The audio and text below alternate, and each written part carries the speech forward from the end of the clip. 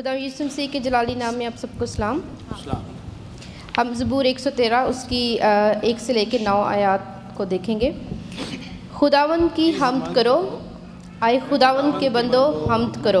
अब से अबद तक खुदावंद का नाम मुबारक हो। आफताब के तुलू से गुरूब तक खुदावंद के नाम की हम्द हो। खुदावंद सब कौमों पर बुलंद वाला है, उसका जलाल आसमान से बरतर है। खुदावंद हमारे खुदा की मानित कौन है, जो आलम बाला पर तख्त नशीं है, जो फ़रोतनी से आसमान और ज़मीन पर नज़र करता है।